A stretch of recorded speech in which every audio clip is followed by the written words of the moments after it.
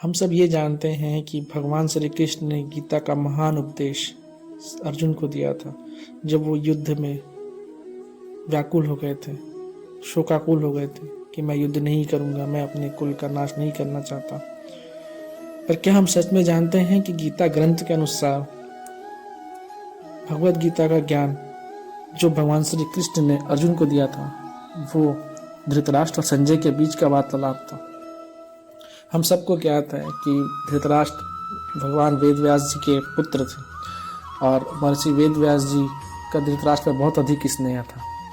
उस स्नेह के कारण उन्होंने धृतराष्ट्र के पास जाकर कहा, युद्ध होना तो तय है, इसमें क्षत्रियों का महान संहार होना भी अवश्यंभावी है, इसे कोई टाल नहीं सकता। यदि तुम युद्ध देखना चाहते हो तो मैं तुम्हें दिव्य दृष्टि दे सकता हूँ, जिससे तुम यहीं बैठे बैठे युद्ध को अच्छी तरह से देख सकते हो। इस पर धृतराष्ट्र ने कहा कि मैं जन्म भर अंधा रहा, अब अपने कुल के संहार को मैं देखना नहीं चाहता, परंतु युद्ध कैसा हो रहा है यह समाचार जरूर सुनना चाहता हूँ।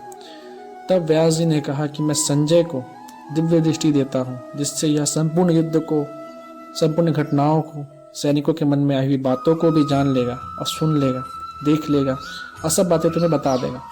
ऐसा कहकर व्यास जी ने संजय को दिव्य दृष्टि प्रदान की। निश्चित समय के अनुसार कुरुक्षेत्र में युद्ध आरंभ हुआ। 10 दिन तक युद्ध स्थल पर संजय रहे।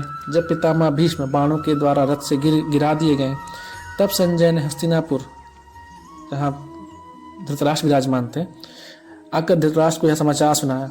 इस समाचार को सुनकर धृतराष्ट्र को बड़ा दुख हुआ और वे विलाप करने लगे।